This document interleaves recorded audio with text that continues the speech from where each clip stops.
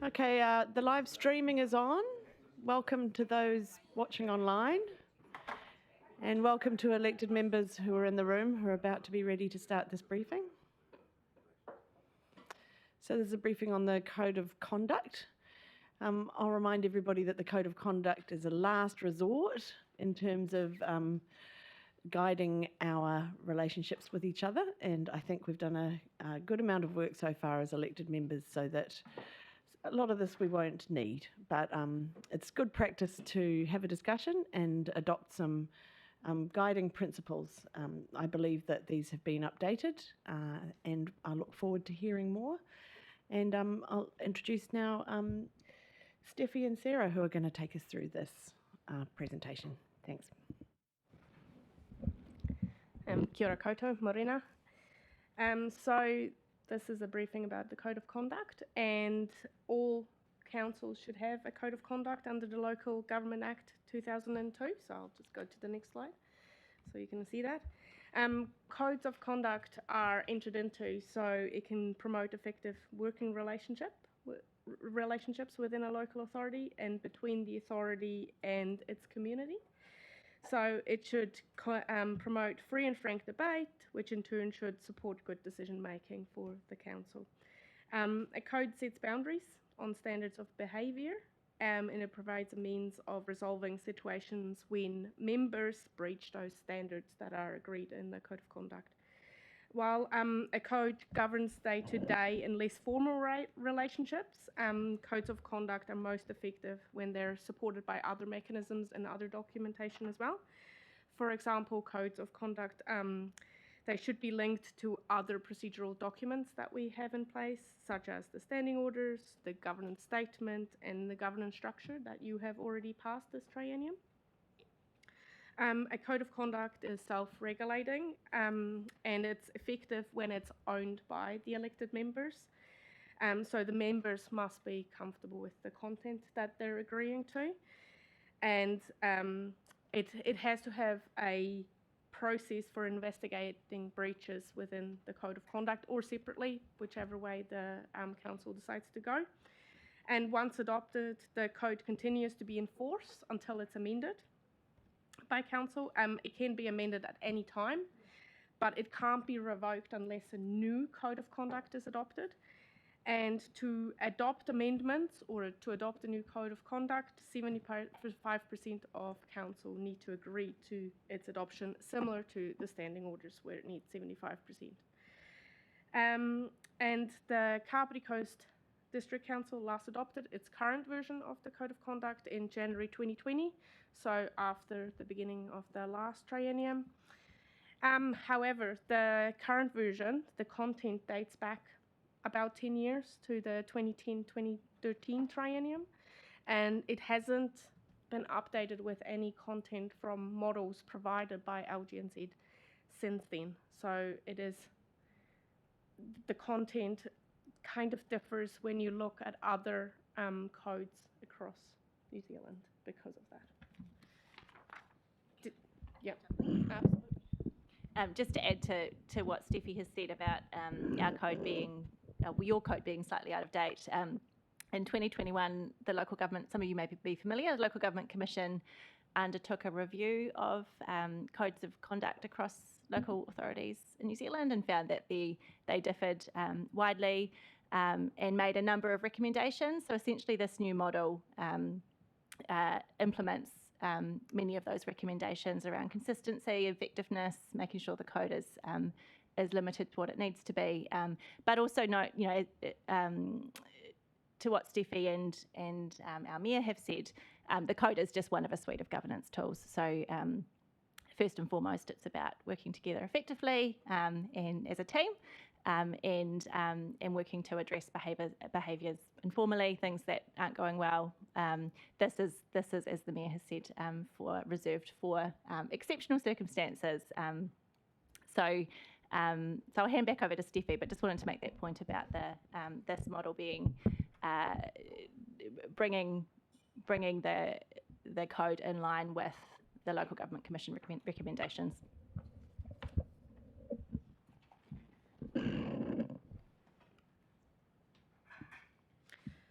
So, what's new? So, the LGNZ, they have brought out an updated code of conduct model in 2022. It was just around the last election, hence why this is the first time that you're hearing about it. There were also updated standing orders that we had to work through, and some other things that we had to get out of the way first. So LGNZ, as I said before, they regularly release updated models that are based on feedback from territorial authorities and also breaches that have occurred around New Zealand that they have been involved in. So they take these learnings and they create new models. So basically, Council is encouraged to formally review their existing code and either amend or re-adopt it to ensure that the code is fully endorsed by all elected members. So a significant change to the 2022 model is the focus on managing specific types of behaviours, such as bullying and harassment. And this is regardless of the place or platform on which the member is engaging, such as social media, in meetings or in interactions between members. And this is because of the rise of those tools. Further updates that the model suggests include acknowledgement of principles of good governance. This is also very new, the acknowledgement of the Te Reti o Waitangi as a foundational document for New Zealand. And it includes a description of Te Tiriti principles and how they apply to Council. Then also new is an explicit description of unacceptable behaviours and an amended approach to investigating and assessing breaches. And it also includes a process that is independent and focused on serious rather than minor and trivial complaints. So I'll talk you through those specific sections in later slides. No, good. So what we have done is we've done a little bit of a comparison between the existing code of conduct and the new model that LGNZ have provided. And as I said, the current code of conduct has remained unchanged since it was originally adopted in the 2010 to 2013 triennium, or largely unchanged. There have been some minor alterations. So there are therefore a number of differences from our current code of conduct to the LGNZ new model. So what the new code of conduct, what is different is that at the very start it has members' commitments that you enter into, and I'll put that up in a couple of slides, what they actually are. It has a Te Tiriti o Waitangi section. The use of te reo throughout is a lot more prevalent, so it brings it in alignment with other governance documents that LGNZ have put forward as well. It's more behavioural based and less procedural. So we have policies in place that cover procedure, so that's taken care somewhere else. So rather than feeding that throughout the code of conduct, it's been removed from that. Also because procedural items are usually very specific to one council, so rather than putting them in the code of conduct, that should be reasonably, you would expect that behaviour of council should be reasonably similar no matter where you go in New Zealand. So those policies have just been removed out of the code of conduct. And it's basically been reduced to essential items that are not covered elsewhere. So for example, standing orders, legislation, or the governance statement.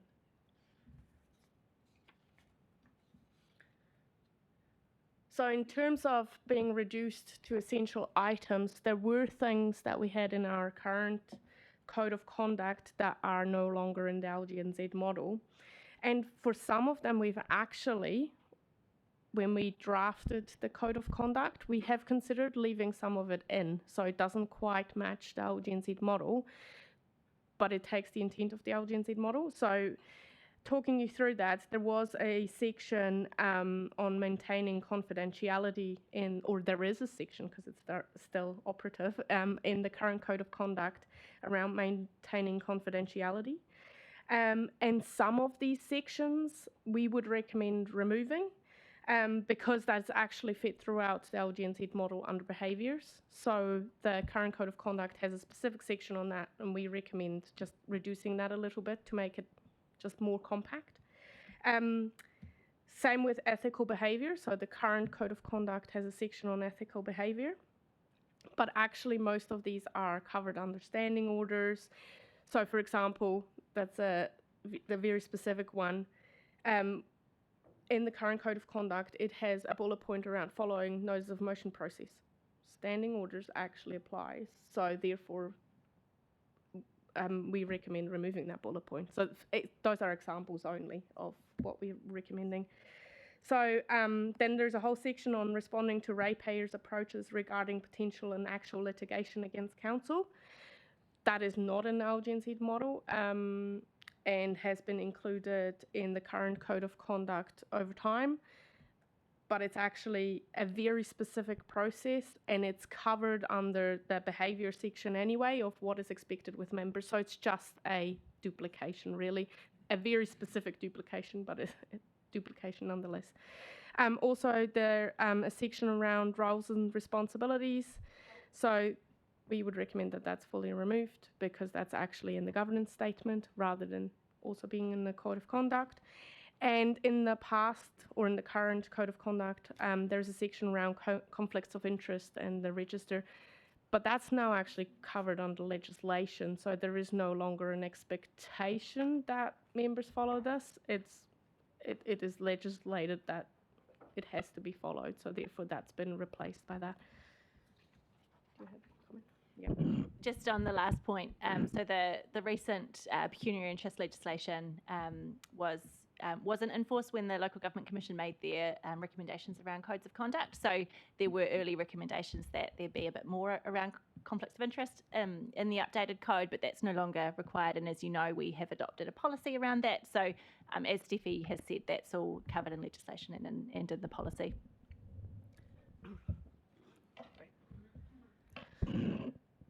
So the next slide is just to give you a bit of an overview of what the model code of conduct's contents would look like once fully drafted. And there are obviously a couple of things that, we've highlighted the wrong things, I apologise for that. It should have been members' commitments and Te Tiriti o Waitangi that's highlighted, and the behaviours. So we just flipped it around a little bit. Sorry, must have been late last night. So the members' commitments, as I said, that's new to the model code of conduct. I'm slightly disappointed it's not 12 commandments, but we shall go with 11. So these would be the 11 commitments. Yeah, we could add one. We could add one just to make it 12 commandments. Love the idea. I'll collect recommendations later.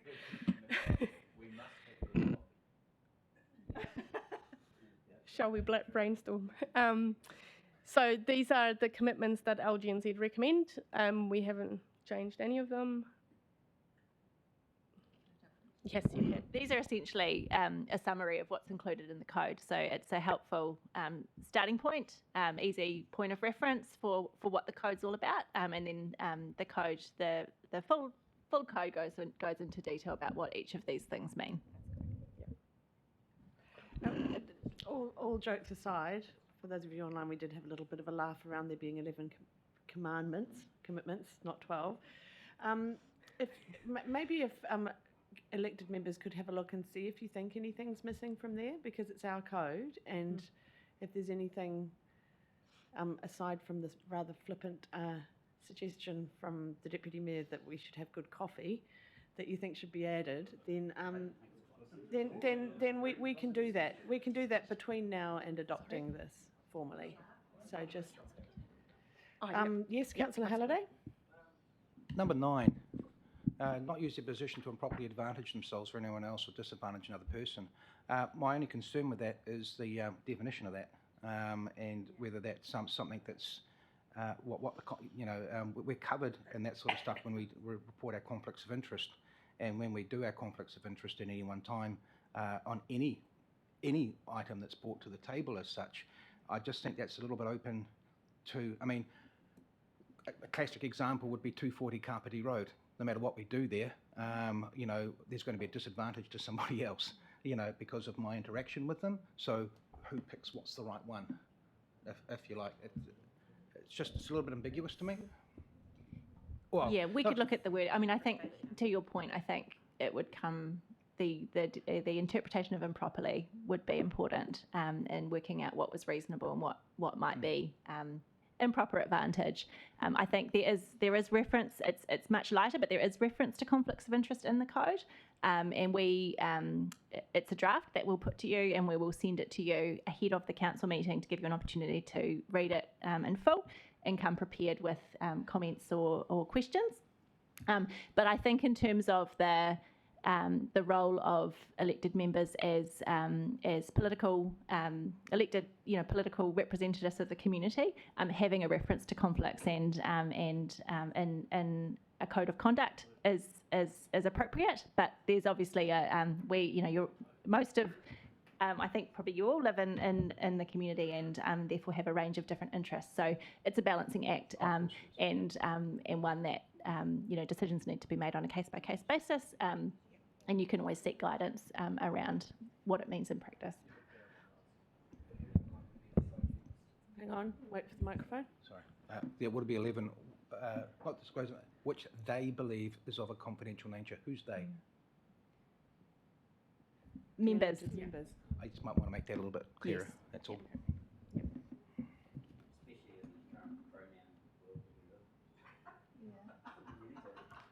I'm glad the microphone wasn't on for that one. We're just waiting for the deputy mayor. Oh, Jocelyn. Yeah, thank you for this. It's good to be able to have a conversation. So, 3, she's shared with the council any information received that is pertinent to the ability of the council to properly perform its statutory duties. So that there is actually council staff or elected members, and does that include the mayor? So this is all in relation to members. Staff are under a different code of Right. conduct when we sign up for our employment, and this will include the mayor, yes. So that's actually, okay, so that is actually quite wide-ranging. And so the question then arises, well, I know some information, should I be telling everyone about it? Or It probably might depend what it is. So some appointed members, for example, who will be bound by this code by virtue of the letters that appointed members sign, might have particular statutory roles. So, for example, members appointed to the Audit, Risk and Assurance Committee could receive protected disclosures on behalf of council as an organisation.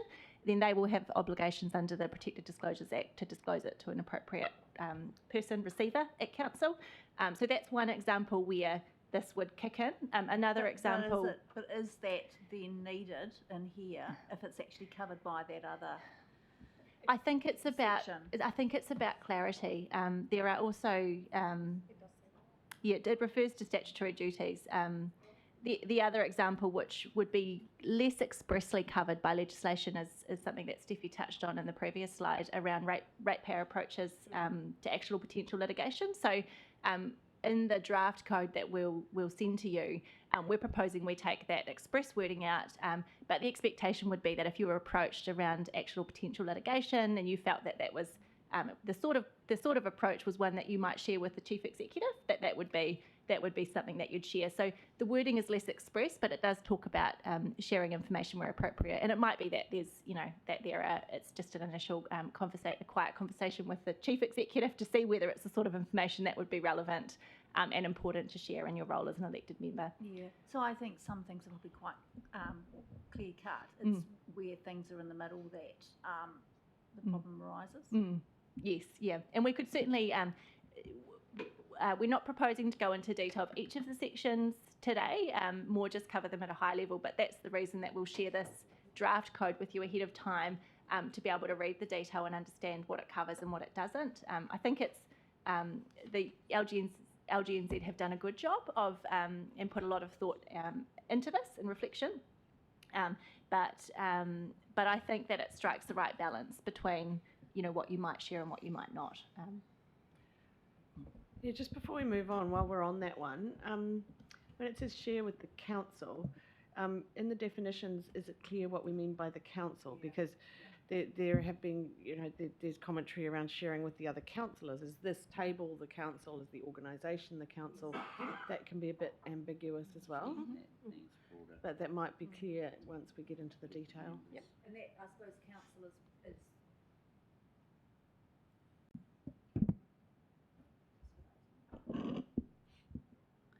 council is used a number of times in here, so just being really clear. Yeah, and where there's one like this, you mentioned it being appropriate to share with the chief executive. Maybe there's some guidelines when we delve into the detail about who you're expected to share things with. Yeah, And because initially I think, it's a bit of an interesting one. yeah, I think your initial response was with other elected members, but here now you're saying the chief executive, and so he's not actually, that's different. Mm. So just clarifying. Yeah. Oh, Can I just make one more point on that one? So just because that's a bit tricky, I've pulled up the section relating to sharing information. So the precise wording is that members will share with the local authority any information received that is pertinent to the ability of the local authority to properly perform its statutory duties. Occasionally, members will receive information in their capacity as members of the governing body, which is pertinent to the ability of the council to properly perform those duties. Where this occurs, members will disclose any such information to other members, and where appropriate, the chief executive. So it could be either the CE or other elected members. Members who are offered information on the condition that it remains confidential will inform the person making the offer that they are under a duty to disclose such information, for example, to the governing body meeting in public exclusion. So I think this is about that relationship between you as the governors and the operational arm of council, and making sure that council is able to be effective in the various statutory obligations that it has. So there will be a judgment call to be made, and it might be that while navigating this, if you are approached about a particular matter and you're not sure, that you check in or seek advice or guidance in the first instance. So thank you for that. So that statement, is that actually in the Code of Conduct, or is that somewhere else? That's direct from the model LGNZ Code of Yeah, Conduct, yeah. which we've proposed to bring into Yeah. the revised code that we'll present to you. Yeah, I think that clarifies the situation. Yeah. Okay, that's good. Yeah, Yep. thank you. Lawrence? I'm just, there's a lot of stuff in here that probably we could unpack a little bit. Is my thought. I just look at number 6, take all reasonable steps to equitably undertake the duties and responsibilities and workload expended of a member. The word equitably, I'm not sure quite what that means in that phrase. Yeah, that's it. So I guess there's the detailed conversations around what these actually mean. Yep. And are these the actual wording here that will be in the Code of Conduct? If you pass it in this way, yes. So this is what is Okay. proposed in the model. And also to add to that, like with the other comment that Sarah just made, this is also explained later on what it actually means. Great. Okay, These are the cool. overarching commitments. Yep. And then later in the code, it explains the different behaviours expected of elected members, and it clearly explains what equitable means, Okay. or hopefully clearly. All right, so Otherwise, I'll leave make that it until clear. we work further on it. And you will have an opportunity, as I've said before, you'll have an opportunity to have a look at the draft wording and propose changes. If you don't like the word equitably, you might decide reasonably, or some other word is more appropriate or better suited to you. It's probably not as plain English as it could be, so Yeah, I'm just we can not- take a look at that I before was just we. trying to work out how equity works in Yes. that environment. And that- this is just about your position, your accountability to the community, being elected to the role, and committing to turning up to meetings. Thou shalt not be a lazy bastard. And there's obviously a question of reasonableness and all of that. Okay. Yeah, that's all. I'll wait and Okay. we'll work through the process. Thank you. Cam? Yep. Morning, everyone. Councillor Halliday's made me look at number 9 a little bit closely, and just thinking of the fact that we deal with people with incorporated societies and companies, is that or disadvantage another person a catch-all for the different types of people and organisations that we deal with? Should that potentially say another person, an organisation and a company? Or party. Or party, yeah. I'm just trying to think of clarity, because I mean, if I read that specifically, cool, I can't disadvantage a person, but I can disadvantage that company or that, you know, that not incorporated society that's coming to us for a reason. I just thought for clarity it might read better. Point. Yep. So when we do send it out, if we haven't already picked it up as part of this discussion, you could comment on it again, and then we can make that clearer. Yep. Nigel. Yeah, just a couple of points of clarification. So when we're talking about, is this specific to councillors, or are we talking about elected members? So the code talks about members rather than elected members, and Sarah has alluded to our appointed mana whenua reps. They have received appointment letters, and their appointment letters, they reference the code of conduct, and they should be adhering to it when they're performing council business. Right, so it's all community boards, councillors, community boards, and appointees subject to code of conduct. Okay. Yeah. Just in general, the terms are incredibly vague, and there's a reason for that, because if you try and drill down and get specific, it's not going to happen. The great danger with codes of conduct is that they are frequently weaponised, and they have been used to silence people unreasonably. And again, I'm satisfied that that's vague enough that it allows for that.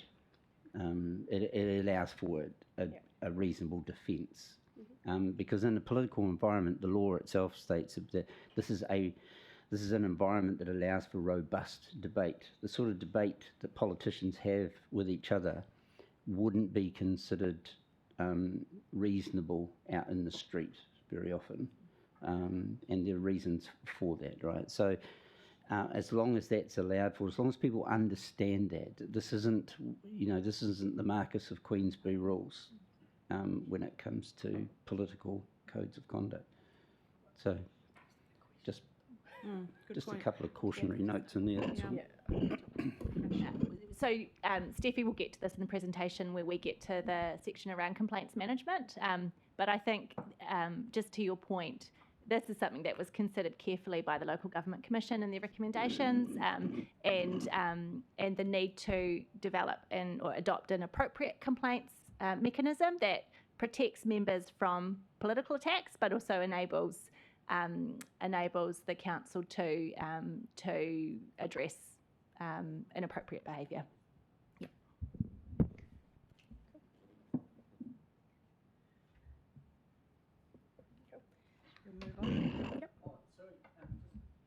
Quick one. Perhaps I haven't read it properly, but I'm not seeing in the code of conduct the relationship between, well, certainly doesn't seem explicit, it might be implicit, the relationship between elected members and staff. So are you talking about the current code of conduct or the model? The model. That we're proposing. So in the model, it does talk about that under the right. behaviours. Yeah. Are we going So- to get to that, Steffi? I think so. Okay, I let's think you carry have- on and Yeah, see if we no, get to that's that. cool, And that's if we cool. don't, Otherwise then we'll we'll ask the revisit it question at the again. end. Yeah, sounds good.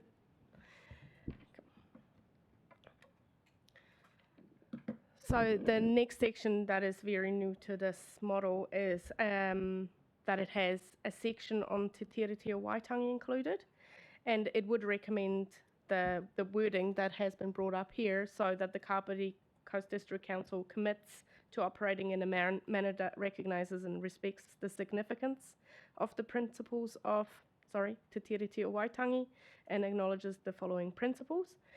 So tino rangatiratanga, which is the principle of self-determination, and then the partnership principle, it implies that local authorities will seek to establish a strong and enduring relationship with iwi and Māori. Then equity, the principle of equity that requires local authorities to commit to achieving the equitable delivery of local public services. Active protection. The principle of active protection requires local authorities to be well informed on the well-being of iwi, hapu and whānau.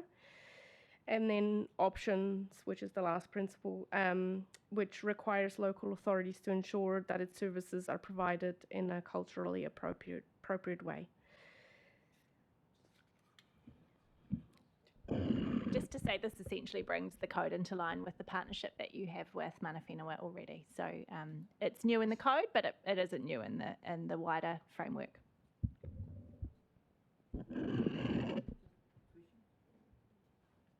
So just in relation to that, and I don't want to sound like a broken record, but I have raised the issue of some mana whenua and some mana whenua are outside of that. But that's another debate. But it does raise the question about how much this locks council into its current position.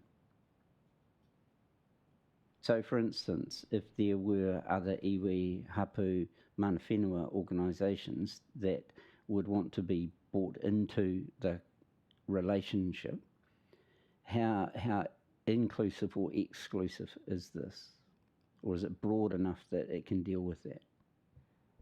So because it's in alignment with Te Tiriti o Waitangi, it references Māori rather than specific iwi or hapu. Oh, So it doesn't actually specifically mention any of our mana whenua in the rohe. And that's a conversation we probably need Yeah. to have Yeah. in terms of our interpretation of this.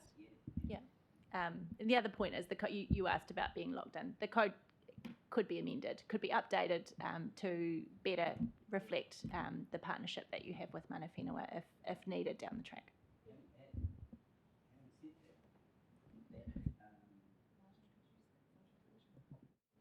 Sorry, that's right. We can amend it. Having said that, as Lucky Lawrence has pointed out, it requires 8.79 members to do it. 8.25 members. So it requires 9 people. It's pretty significant to change anything. It's not, it's not simple to change things. So it's just worth noting that we should really try and get it as right as we can first time. Yeah, I guess my concern, again, in relation to this, is you're talking mana whenua, why not tangata whenua? We're basically streamlining our relationship down to iwi only. And I don't think that's what the treaty's all about.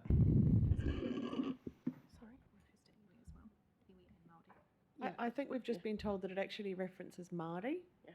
So in terms of, we could, what I would suggest we might do is potentially reference our partnership agreement and whatever that looks like, and then have that discussion under the partnership agreement, so that we're not being too specific in the code of conduct. The code of conduct is how we respect it.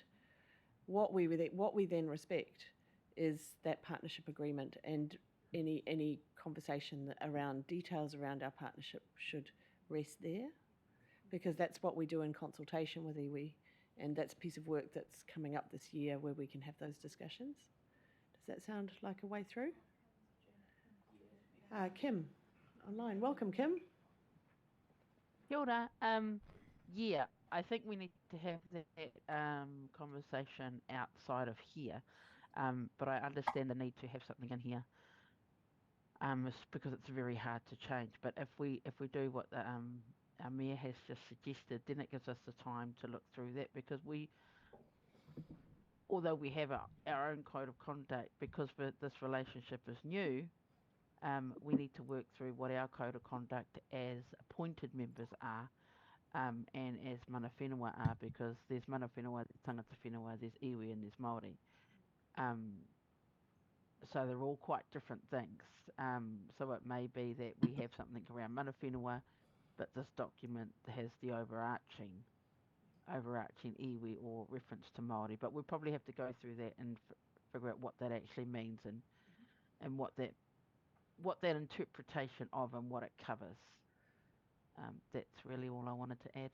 Thanks, Kim. That's really useful. So I guess it's about maybe keeping it broad enough so that it encompasses what we want it to reflect and doesn't require that change later. Yeah, but make sure that we do that background work alongside so that we're clear about what we're referring to.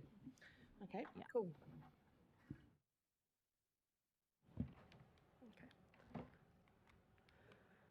So this would be the section of the. Sorry, Kim, your hand's Sorry. still up. Did you want to add anything or is it just still up? It's down now. Great, we can carry on. All right, yeah. So the next section that is new in the model is that it outlines specific behaviours, and these behaviours go back to the commitments, the members' commitments at the very start. The members' commitments are basically just the summary, and then here in the behaviours is where it specifically outlines what the expected behaviour is. And these behaviours are to promote good governance and build the trust between the local authority, its members, citizens, staff, and basically the following standards of conduct are entered into.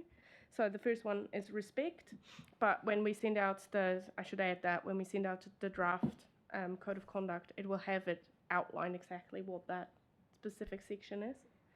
So we've got respect, bullying, harassment, discrimination, sharing information, expressing personal views publicly, which also includes social media and media, provide equitable contribution, disrepute, That's it. use of position for personal advantage, impartiality, maintaining confidentiality, and ethical behaviour. And all of these standards would then apply, which is noted in the model code, for conducting the business of the local authority, when acting as a representative of the local authority, when acting as a representative of your electorate, when you communicate with other members, the media, the public, staff, all of these behaviours should be applied, and when using social media and other communication channels.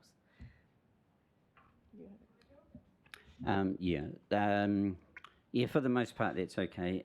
Impartiality is silly. Our job is to be partial, not to be impartial.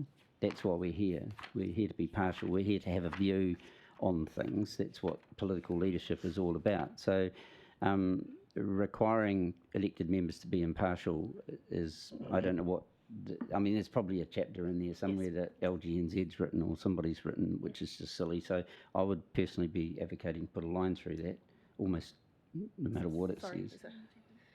So under impartiality, it doesn't actually talk about the impartiality of elected members, but so I can read it straight out of the model, that members will not compromise or attempt to compromise the impartiality of anyone who works for or on behalf of the local authority. So that would be the staff members. So officers who work for the local authority as a whole, they must be politically neutral. Unless they're political assistants. They must not be coerced or persuaded to act in a way that would undermine their neutrality. So it talks specific about what that means. It doesn't mean you need to be impartial. It means you can't be seen to impact that as an officer's impartiality. Does that make sense? Yep. And some of these that we can maybe change the heading, protecting the impartiality of staff or something to that effect.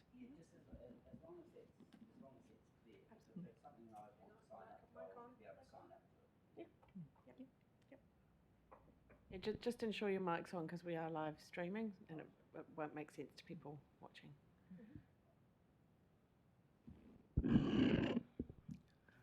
Cool. So the next section is about how to manage the complaints against members. So having adopted the Code of Conduct, members should then also consider adopting a process for managing alleged breaches. And this process will be appended to the code, so it's very clear what the process is. The following principles on the slide will guide the investigation into and the assessment of complaints made against the member for breaching the Code of Conduct. So the complaints process will be independent, impartial, and respect members' privacy. The members will be given due notice that an investigation is underway, and they will be provided with the opportunity to be heard. Members will have the right to seek independent advice, and they can be represented if they choose, or accompanied by a support person throughout the process. Complaints will be resolved at the lowest level of resolution as possible, with priority being given to finding a mediated settlement instead of progressing to the next level. Complainants and members subject to a complaint will have access to advice and support for the time it takes to find a resolution. So, for example, both parties have access to the employee assistance program or anything equivalent that they may need access to. I'll just make one more point that perhaps isn't explicitly clear on the slide, but to Councillor Wilson's point earlier, the code that we'll be presenting to you addresses the importance of protecting confidentiality for code of conduct, alleged code of conduct breaches that might be more politically orientated. So there is Steffi will talk you through the different options for a complaints process, but essentially the option that we're recommending will allow a triaged approach whereby low-level complaints can be resolved informally and confidentiality outside of the public sphere.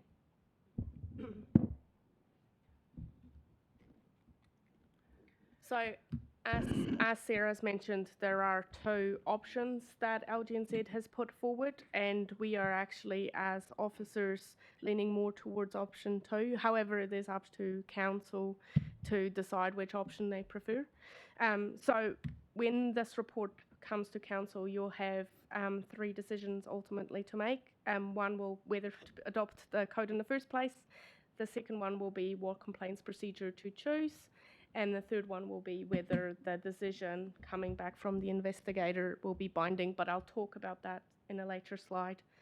So the option 1 is where all complaints are referred directly to an independent investigator who will then determine whether a complaint is valid and to recommend appropriate action. So this is a single-step process where everything goes straight to it goes straight to an independent investigator, and there is no triage point like Sarah has alluded to earlier.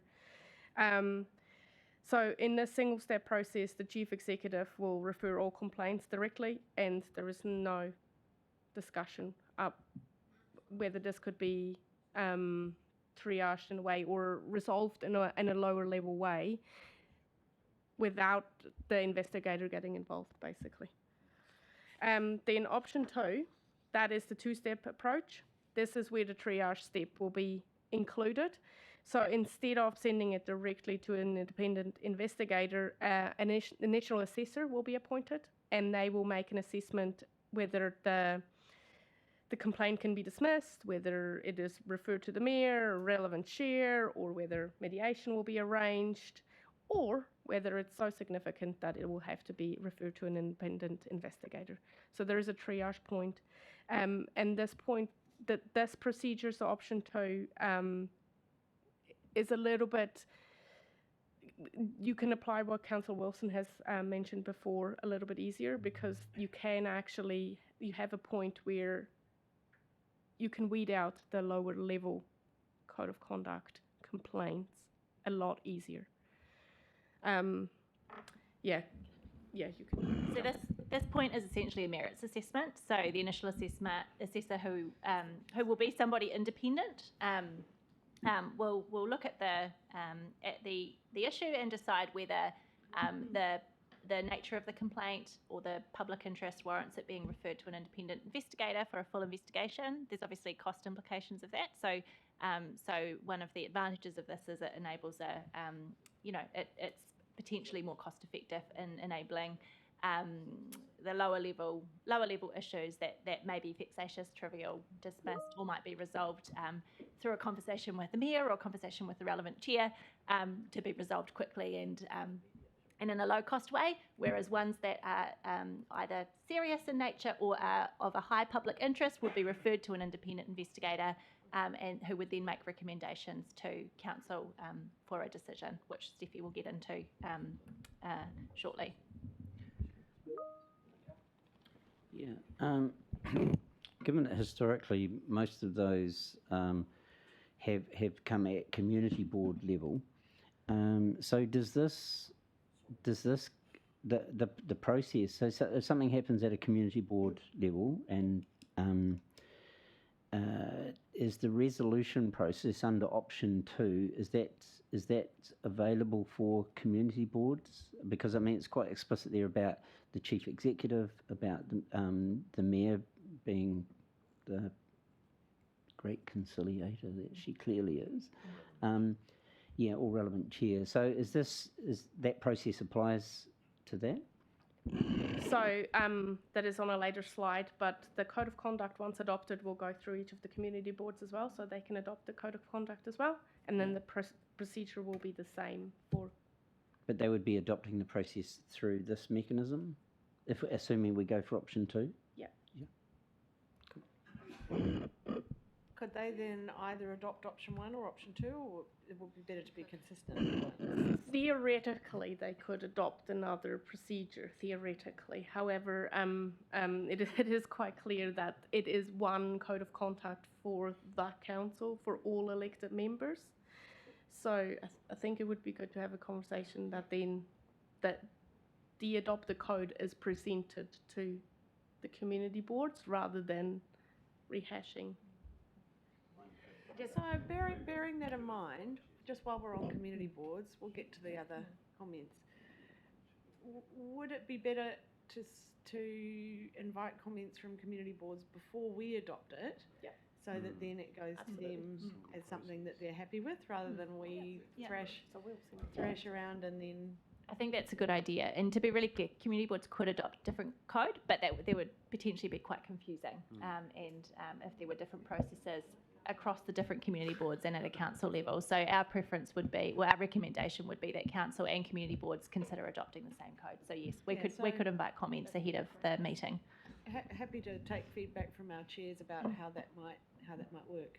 Speaking of which, one's about to speak now. Bede. Right. Yeah. No, I think I agree. It makes sense to, excuse me, all have the same code of conduct. Totally. Option 2 seems like a pretty obvious choice, but my question is, the chief executive receives the complaint, so presumably he has the ability to delegate that power, or would he hold that power singly? He does have the power to delegate this. In the past, it has been the chief executive, though. So yeah. I guess, yep. So would it be wise to have that delegated to a clear person or position rather than having it open?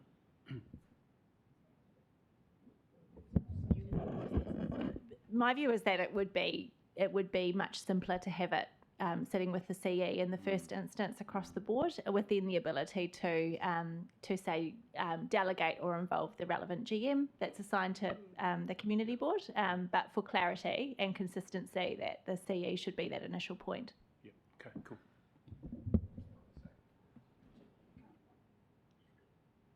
Jocelyn, I don't know why you keep going to the bottom, Sophie.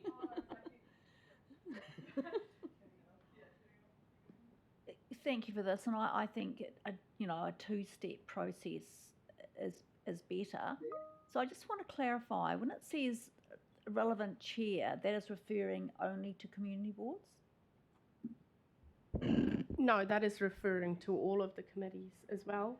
Okay. Because there could be it could be a judgment call where it is referred to, say, the chair of strategy, ops, and finance as well. It is very broad. Yeah. Okay. So my second question: worst case scenario, what happens if the mayor or one of the relevant chairs is actually involved in this this complaint process? Because that's not going to, step 2 is not going to work in that situation.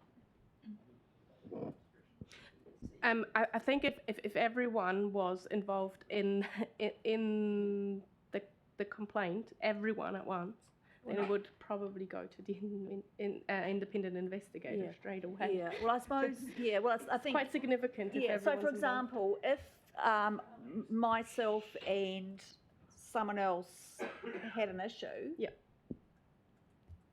it can't come to me, it would go to the mayor. But if the mayor and someone else were having an issue, Yep. then you need to have, I think needs to be another option in there somewhere. I'd say that would go to the deputy mayor I don't know, but or the chair of strategy and operations, but maybe we need a little kind of flow chart or something. yeah, I think we do. I think the point is this is flexible, so there won't be a one size fits all approach. So we've put up the various options that could be considered by the initial assessor to resolve a code of conduct complaint informally, but it doesn't mean that it always has to be referred to the mayor or the chair. If it is a low level complaint, that option is appropriate for. So I think.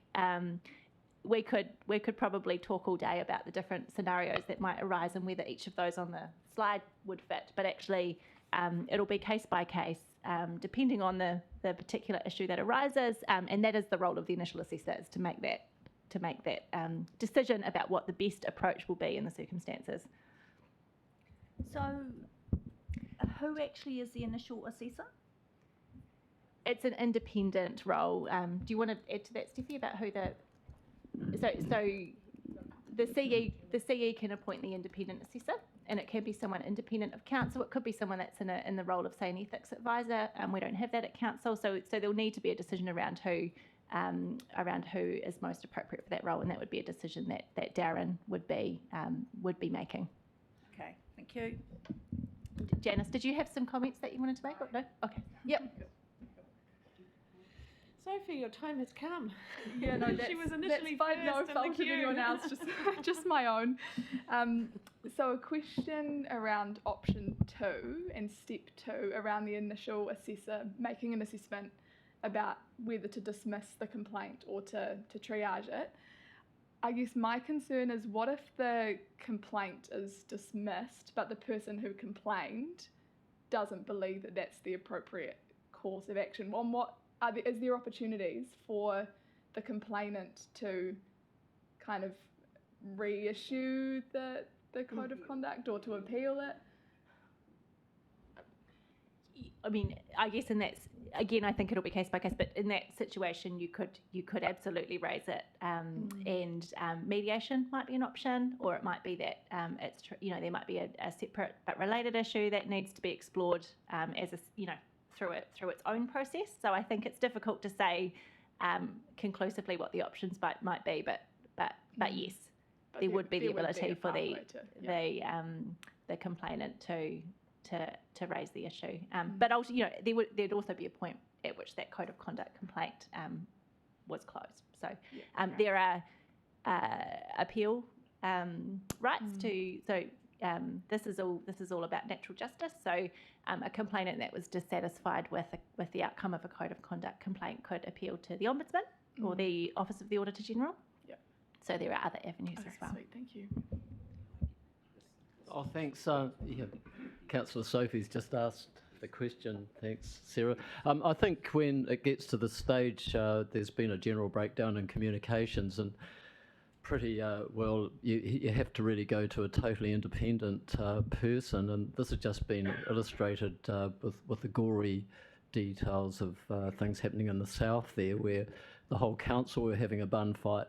I think it really needs to be nipped in the bud and go to an independent assessor immediately, really, when it gets to that stage. Thanks. Good point. I'm not seeing any more. I just think, bearing in mind what Jocelyn said, I would quite like to add mayor, deputy mayor, or relevant chair to cover that scenario where the mayor might be involved.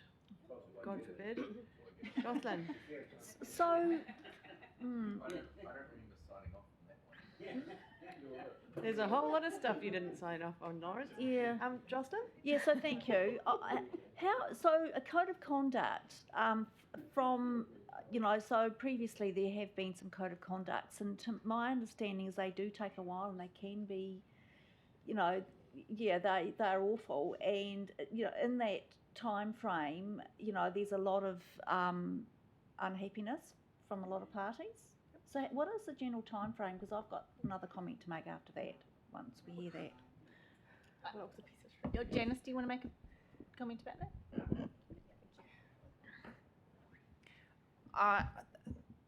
I think that that's hard for us to anticipate ahead of time. Steffi's nodding, so clearly I've got that answer correct. And if I think back to previous code of conduct complaints that I've seen lodged in my time at council, so that's going back several triennia really, how long they take has depended on a whole range of factors.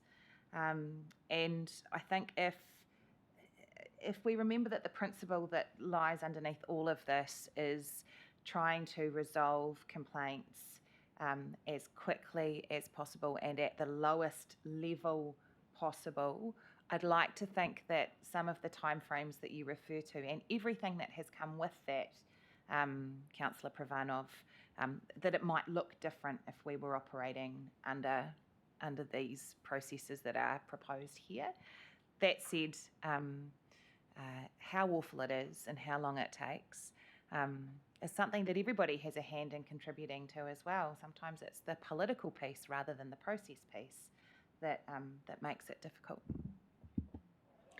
So thank you for that. So just looking at what's happened in the bottom of the South Island, one of the things an option that they have done rather than maybe using the code of conduct is actually going down the vote of a no confidence, which is actually a far quicker solution. It's not necessarily the best solution, but and so there's, if someone had raised a complaint and basically they weren't satisfied with the outcome, there's nothing to stop them doing that if they had enough votes around the table, whatever that table is. So, I suppose you've got to be mindful that's always a solution. That's not a solution, that's always a route that someone could take. And are there pros and cons of that?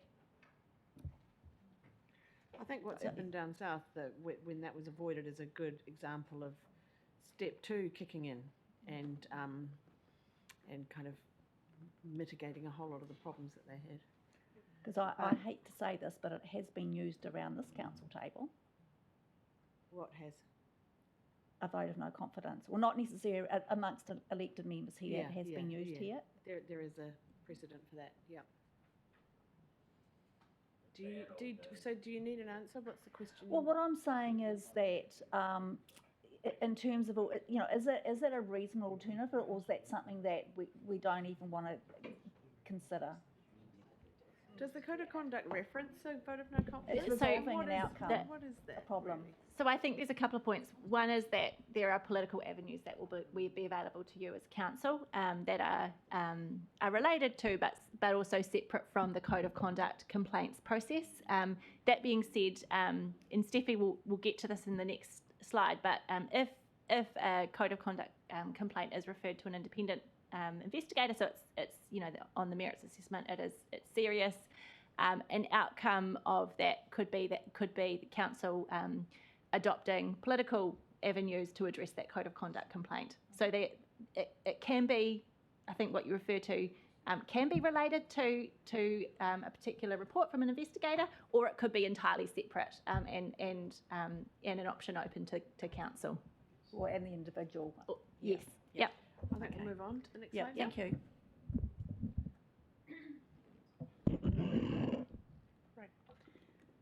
So, as Sarah's mentioned, if the breach or the complaint had merit and was referred to an investigator, then the key principle for this step is that for investigating an alleged breach, the investigator must be politically independent, and the investigation process has to be seen to be politically independent as well, the whole process.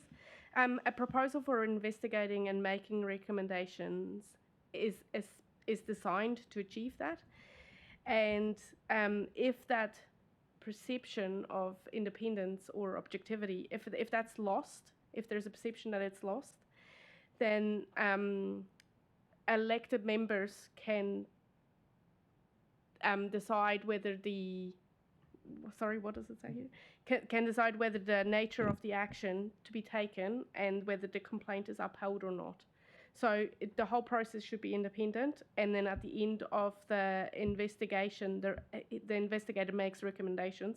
Sorry, I wrote my notes late last night. And then it will come back to council and then can decide whether to uphold that recommendation or not. I think that's more clear. So there are a range of potential responses to breaches. So either it is low level, and that's typically not reported to council at all, because it, as Janice and Sarah have alluded to, the intent is to resolve it at the lowest level possible. So those don't go to the local authority because an agreement is reached to cease the behaviour or to attend training, or an apology is issued and it's closed at that point. Or it is of high public interest, so it has to be considered in an open meeting, at which point then it would be referred to council. So those are recommendations where, for example, the loss of responsibilities was a recommendation, a little bit what you referred to just now, just through the investigation and the complaints process. And then for council, it's one solution for local authority to agree to be bound by these recommendations. Or a slight variation to that would be for council to create an independent committee and to consider those recommendations made by the investigator, and then either to endorse or amend them. So it can either be whole council or a subcommittee that is bound, in essence, by the recommendations, but figure out how to work them. Or council can decide not to be bound by them at all. That's the third decision that council can make when we bring the report up. So there are three decisions: whether you adopt it at all, which complaints process would you like, and are you bound by the investigator's recommendations or not? And I guess if so, which way would you want to go, whole council or a subcommittee? But that you could also decide based on the situation at the end. Could you use an existing council committee, like a risk and assurance? I think so. It doesn't. And you're not agreeing to always using a subcommittee. I think that would be based on the situation. Yeah, or based on the complaint, really. Yeah, so if you had a particularly serious complaint that was referred to an independent investigator, council might decide for that code of conduct issue that you would delegate that to maybe a group of a few councillors, or audit risk and assurance committee as an option. Is that clear in the code of conduct? Yes, I think it's clear, but we will circulate it, and if it isn't clear, then I think that we would would be an invite option that we'd want feedback. to be open to it. Yep, Maybe. yep. Rachel? Yeah, so are you looking for, is this an and or? Because if you go down the track of having an independent investigator and you're not bound by it, well then it's kind of pointless in having that in the first place. Sometimes with these things, you just have to go, well, it's run its course and that's it. There has to be an end to these things, because if there isn't, if you bypass that and then create an independent committee, you know what that's going to turn into a zoo, right? So, so that's some of the question part is whether that's an and or. Personally, I would say if you're having an independent, if you've gone that far to have an independent investigator, then you're bound by the decision that they make. If it's a some sort of overt breach of natural justice, then the person's got a case, but generally they still want to argue around the periphery. So Yep. Yeah. Bede? Yeah, I strongly disagree with that. I think an independent investigation, by the time you get to that stage, obviously it is quite serious. But I think if I'm going to breach the code of conduct, which I hope I never do, but if I do, I think I'd want to be judged by my peers who are also bound by the same rules. And that independent investigator's review was obviously useful in terms of giving an objective view to that council and advising that council, but I think it should ultimately be up to this table, and I think a full table, not a committee. So I think, keep all of those options in the mix and have a good conversation about it. I think what that's telling us is that we want to keep those options open as proposed. Yeah. I mean- we would always have But we recommended could both. decide that we Yeah. agree with you, Nigel, and to go with the. Yeah. that- I mean, the that problem option is that open to us. it's probably your peers who have brought a case against you. So in a code of conduct, that's generally where it comes from. I mean, you occasionally might get some external person who wants to raise a code of conduct complaint, and that kind of gets interesting. It has happened. I've seen that happen in the past. But generally speaking, it's internal. So if it's a community board, it's usually somebody else on the community board who's not happy with it. So it's your peers who are complaining again about you. And we've had that where the council itself has had to come back and then make a decision about the complaint. And of course, they were divided up on the same lines and along the basis on which the complaint was made. And then when there were code of conduct complaints, and then there was a counter complaint, and it can get really, really silly very, very fast. That's why at some stage the buck's got to stop. But anyway, that's my tuppence. I think that's a decision we could well make, but I think what I'm hearing is that with 31 elected members and we want to be consistent across the board, that we're potentially wanting to keep our options open. Yeah. But I certainly hear what you're saying, Nigel, been through it, horrible.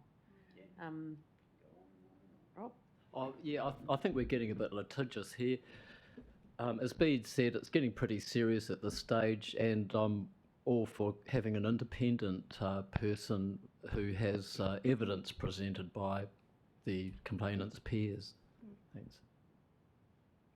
I think that's probably what would happen. Moving on. So can I just make another comment? Sure. So in that last bullet point, it's got independent committee.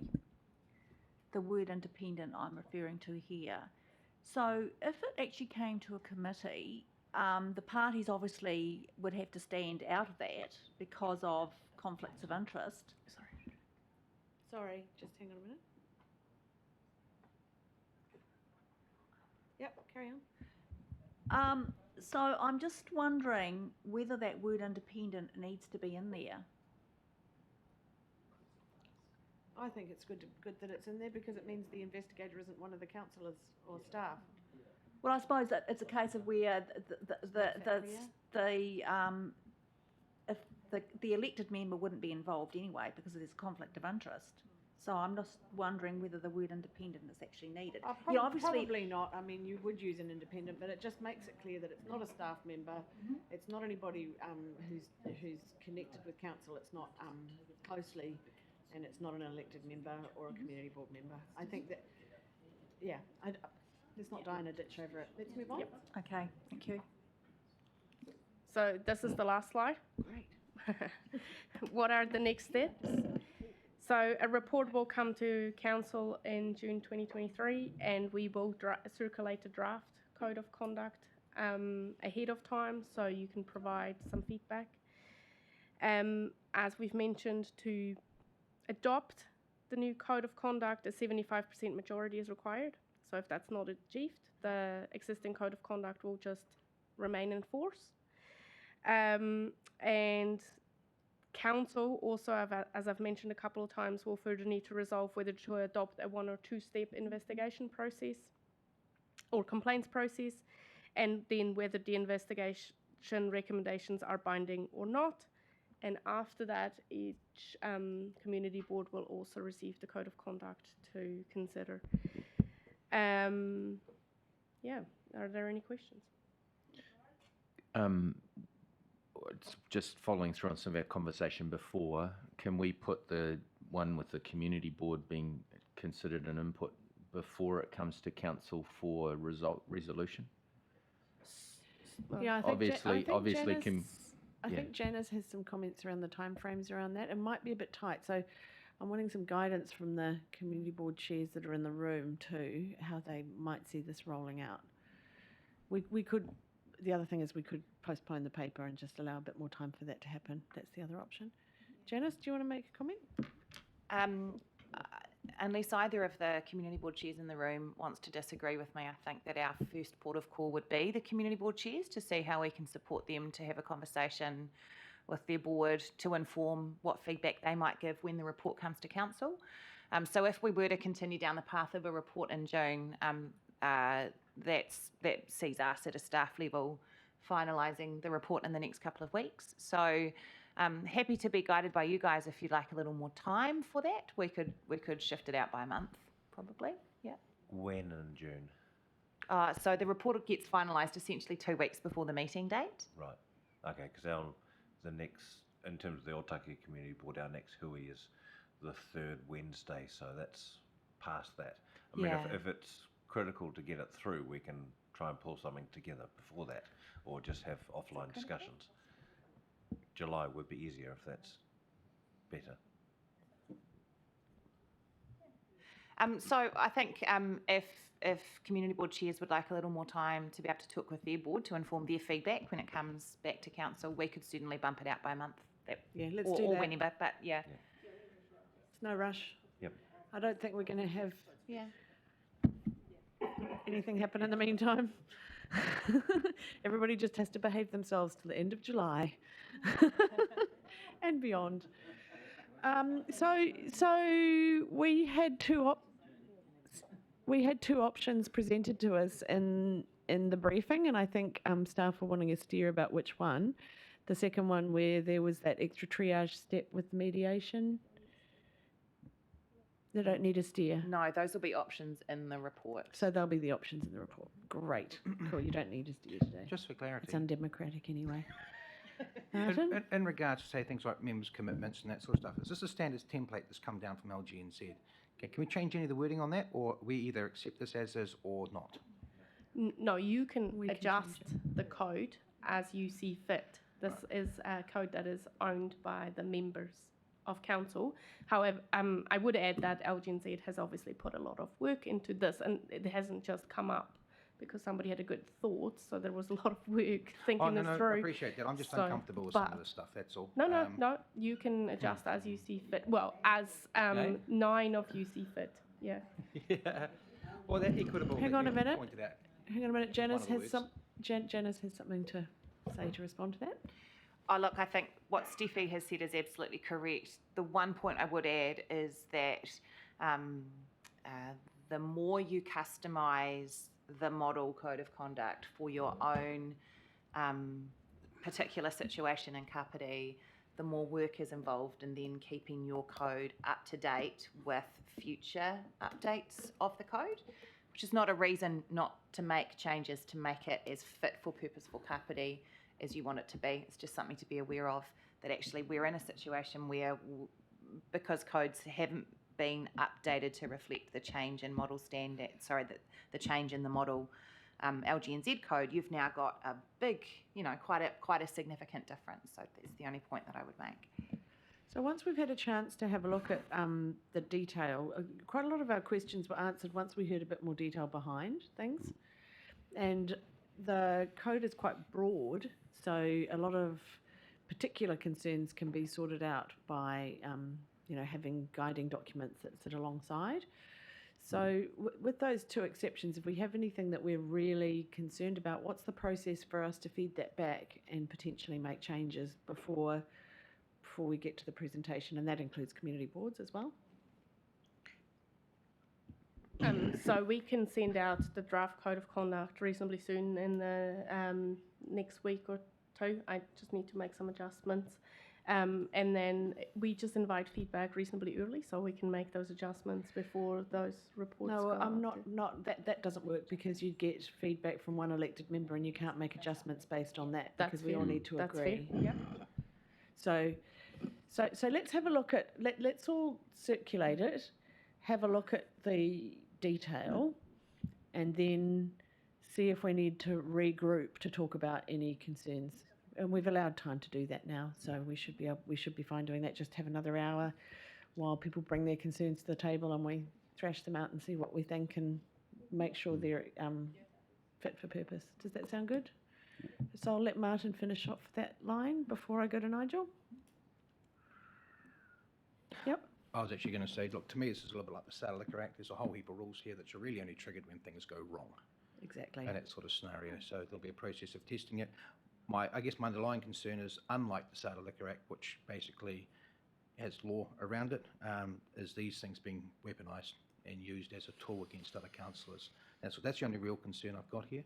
And also a little concern around if you're looking at standing for council as such, does this just tie you down even more rather than being able to represent your community in a fair and open way? And it's just again, it's just getting your head around it a bit more. That's just a concern I have, you know, around that. Because I mean, I put my hand up to do this. I don't expect to be tight. I mean, there are whole heaps of other rules around all this. But if I've got to agree to this, it's because I just I think there's a pile of other rules around all this sort of stuff. I'm just concerned that we're digging down a little bit too much to kind of cover that one off. Just about absolutely tying it just about everything. Can I just make a point that so councils, I think Steffi has already said this, but councils are required to adopt a code, and quite a bit of what's in here reflects principles of natural justice, obligations that you have that might not be expressed, but are set out in case law. For example, under the Health and Safety at Work Act, that's a really important one where you all have obligations as the PCBU to staff, to others that you interact with. So this I think this actually makes it really clear, and this protects you as much as it protects everyone in their interactions with each other. So just that point that it isn't, there'll be some content in here that's discretionary, but I think most of it is reflected somewhere in natural justice, principle of law. Petroleum. So Not fully reviewed, but I mean... No, but good practice is that it is adopted as soon as possible after election. The only reason that you're only hearing about it now is because we wanted to bring the new model to you at the same time, because otherwise we're just doing it But just twice. take on board what Councillor Wilson said around 75%. When you adopt every 3 years, you've got 100%, you know, and so if anything's not working, that could potentially be a time to have a quick chat about it. Potentially. Yeah, or even That is reflect on it correct. as we reach the end of the triennium, having had that experience under our belts, so we can make recommendations to the incoming council. Nigel, thanks, Bart, and good points. Yep. Just one of the things that hasn't come up in here, and that is the consequences of a breach. So before people use the code of conduct, particularly abuse the process of code of conduct, which is the most dangerous prospect, they should really be aware of what the consequences of a breach are. Now, historically, I think the mayor gets out a wet bus ticket and hits you across the wrist with it. There are almost no consequences of a breach of the code of conduct. So that's worth bearing in mind. I mean, the code of conduct it's more of a moral mandate to behave reasonably with each other, rather than there being a specific set of punishments laid out if you do, because there really aren't that many. There aren't that many things you can do. So people should use the code of conduct very, very sparingly, because it can just cost council a lot of money, a lot of time, a lot of energy, for almost no purpose. So with the delegations that rest with the Strategy, Operations and Finance Committee and the ability to remove an elected member from that committee, I would say that was a pretty significant consequence that could be enacted. So I wouldn't agree, though you would hardly you would think that you'd never get to the point where that was necessary. So I think, you know, the process itself would be punishment enough, as you probably know, Nigel. So, yeah. Let's put that on the record. Nor I've have never had I, a to code be of clear, conduct but complaint even- taken against me. Even being part of a process where somebody else is I have undergoing it assisted, is so painful Yeah. that we want to avoid it at all costs. Absolutely. And I think that's where I'll finish. Yeah.